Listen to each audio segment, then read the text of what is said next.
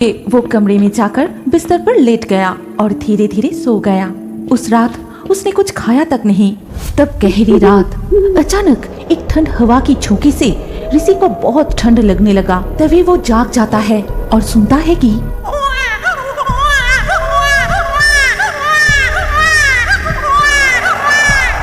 बहन, ये तो मेरी बहन रो रही है, लेकिन बहन कहाँ से रोएगी? उसे तो चौबारी के जंगल में। इस छोटी सी बच्ची के ऊपर दया कीजिए माँ, ये तेज बुखार से कांप रही है। एक बार डॉक्टर साहब को बुलाइए ना माँ। तू ज्यादा मत बोल बहू। बच्चा तो क्या हुआ? वो लड़की है, इतनी जल्दी नहीं मरेगी, उसे कुछ नहीं होगा। तांत्रिक बाबा से जो पानी लाई हूँ वो पिला दे। माँ, ऋषि के पिता को एक बार खबर तो दीजिए माँ। ऋषि एक छोटी बच्ची को गोद में लिए चौबारी के जंगल में बैठा है और एक औरत ऋषि को प्यार कर रही है।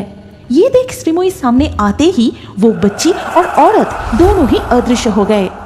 उस दिन शाम को जब ऋषि अपने कमरे में पढ़ाई कर रहा था, तब उसकी दादी ने उसे बुलाया। ऋषि, अरे ए ऋषि, जल्दी से इधर आके देख, कौन आया है? अरे आ। ऋषि दादी के इस तरह पुकार सुन के बहुत खुश हो जाता है।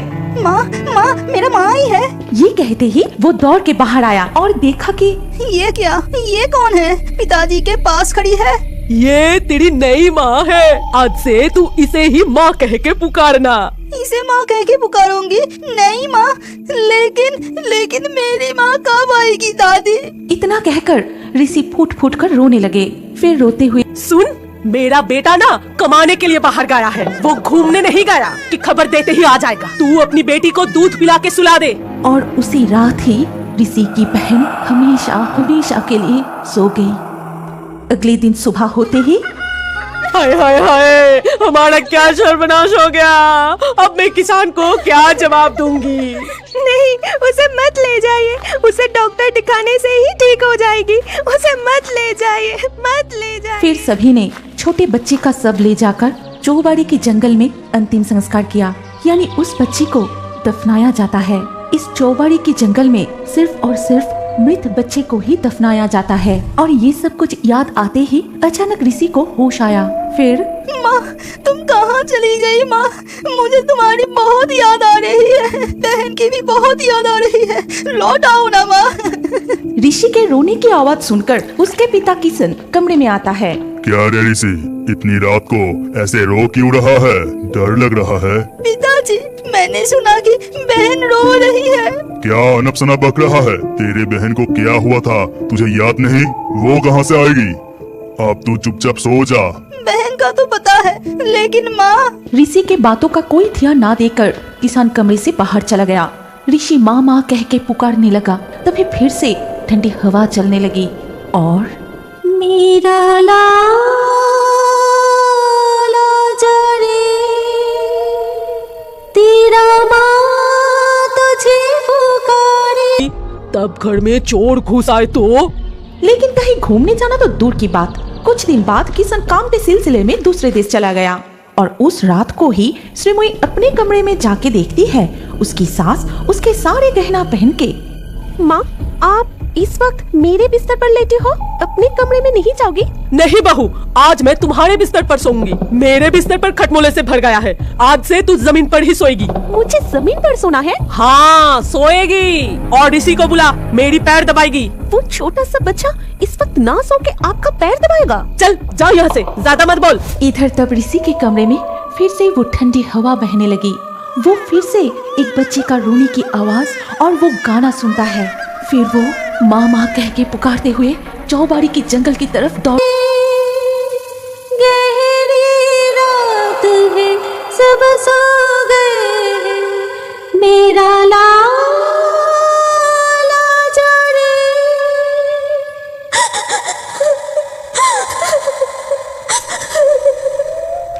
ये गाना और रोने की आवाज सुनकर ऋषि दौड़ के बाहर चला गया। अगले दिन सुबह सभी लोग ऋषि को ढूंढते हुए चौबारी के जंगल में पहुंचते हैं। क्या रे ऋषि, तू रात को घर छोड़ के इस जंगल में आके सो रहा था? हाँ, बहन करके के दिमाग खराब हो गया है क्या?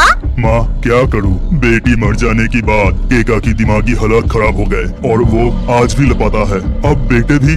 बहुत हुआ, अब यहाँ से घर चल। माँ जी, आप दोनों चाहिए, मैं ऋषि को लेकर अभी आती हूँ। तभी श्रीमुई आगे आकर ऋषि का हाथ पकड़ते ही अचानक तेज हवा चलने लगी। जल्दी चलो ऋषि, तूफान से पेड़ की शाखाएं टूट सकती है। फिर वो घर लौट आते हैं और घर लौटते ही देखो श्रीमई, तुम्हारे पास जितने सारे गहने हैं वो सब मुझे दे दो। मेरी सारे गहने आपको देना होगा? क्यों? हमारे गांव में चोरों की कोई कमी नहीं है और तुम्हारी अभी नई शादी हुई है, इधर उधर घूमने के लिए जाओ। गिरने लगा। श्रीमुई भी उसका पीछा करने लगी। रुक जाओ ऋषि, भागो मत, गिर जाओगे। कहाँ जा रहे हो? रुको। लेकिन ऋषि बिना रुके ही सीधा चला गया। फिर श्रीमुई उसका पीछा करते हुए वहाँ पहुँची और देखती है ऋषि एक छोटी बच्ची को गोद में लिए चौबाड़ी की जंगल में बैठा है और एक औरत ऋषि को प्यार कर रही है। ये देख श्रीमुई सामने आते ही वो बच्ची और औरत दोनों ही अदृश्य हो गए। तुम क्यों यहाँ आई?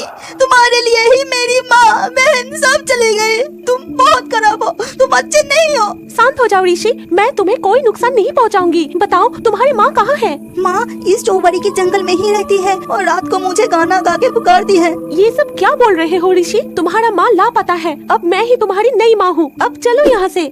लगभग जबरदस्ती ही श्रीमुई ने ऋषि का हाथ पकड़ के उसे उस चौबाड़ी की जंगल से घर ले आई और अगले दिन ऋषि का दादी खाना पकाते वक्त कहने लगी, आज श्रीमई मायके गई है। आज अगर वो मायके से पैसा लेकर ना आई तो आज ही उसका आख।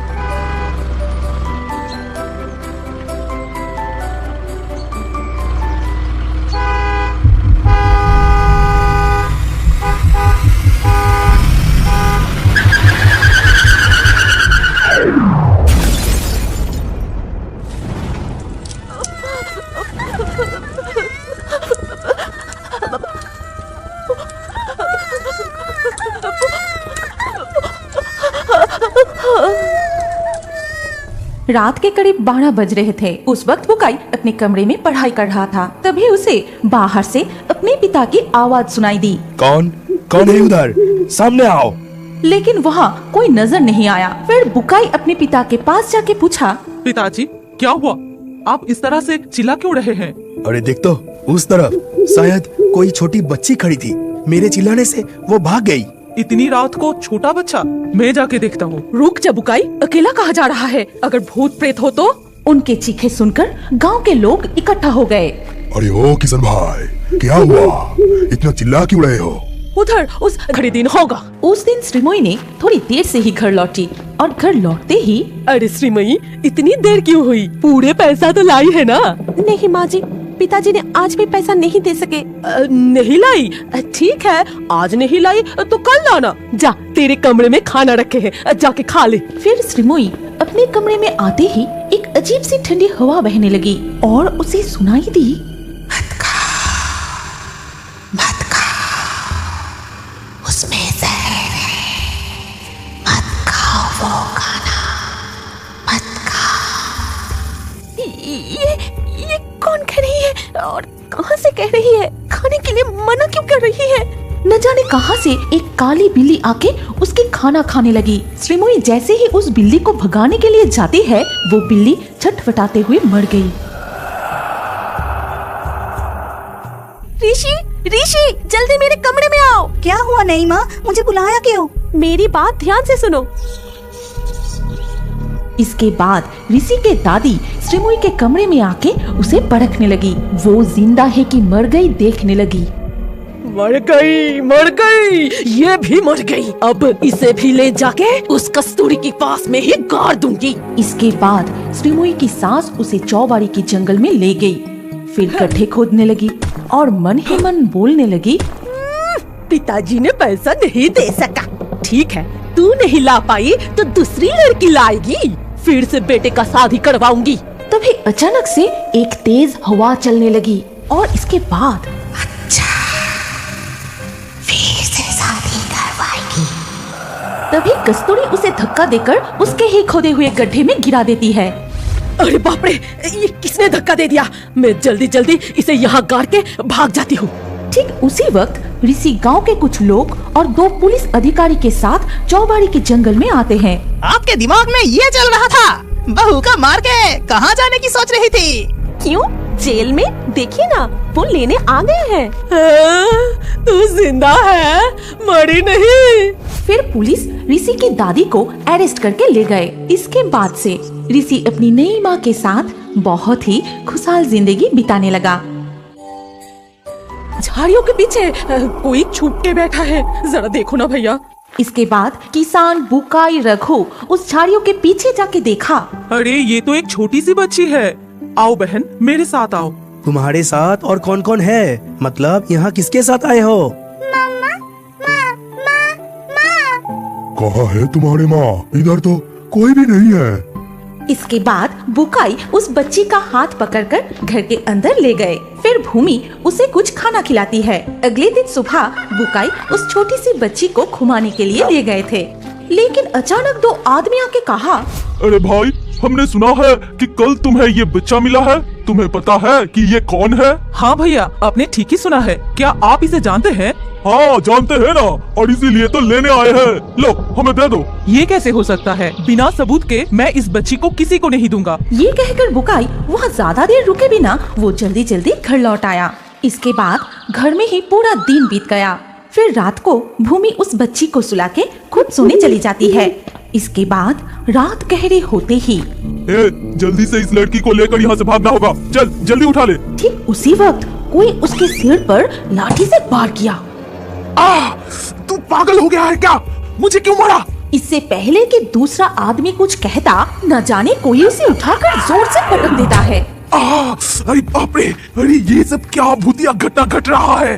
तभी उन दोनों को एक सफेद साड़ी पहनी हुई औरत दिखाई देता है और दो कंकाल के हाथ उनके तरफ बढ़ रहा था।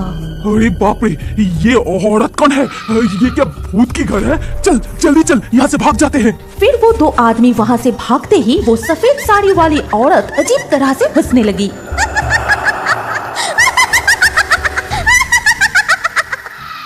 और वो छोटी बच्ची भी हंसने लगी।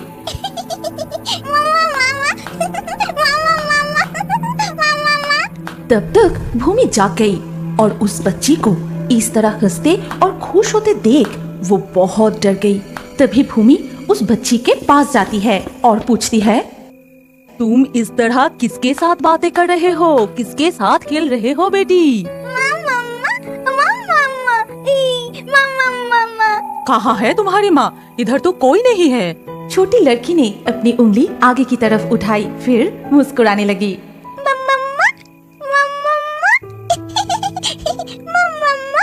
अरे बाप रे, इस बच्ची के साथ इस घर में भूत भी रहने लगी है। मैं अभी इसे बाहर छोड़ के आती हूँ। ये कहते ही भूमि उस बच्ची को लेकर घर से निकल गई। तब गहरी रात, चारों तरफ अंधेरा ही अंधेरा, लोमड़ियों की आवाज सुनाई दे रही थी। तभी कुछ दूर जाते ही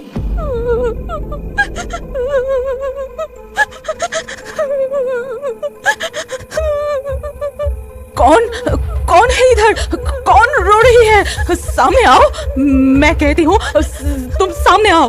तभी एक कंकाल उसका हाथ पकड़ लिया। फिर सफेद साड़ी पहनी हुई एक औरत घूंघट में सामने आके खड़ी हो गई। कौन हो तुम? कौन हो? वो मेरी बेटी है। अगर तुम उसे यहाँ अकेली छोड़ के जाओगी तो लोमड़ियाँ खा जाएगी। तुम्हारा बेटी क्या प्रमाण है? और तुम कौन हो? मैं हूँ उसकी माँ।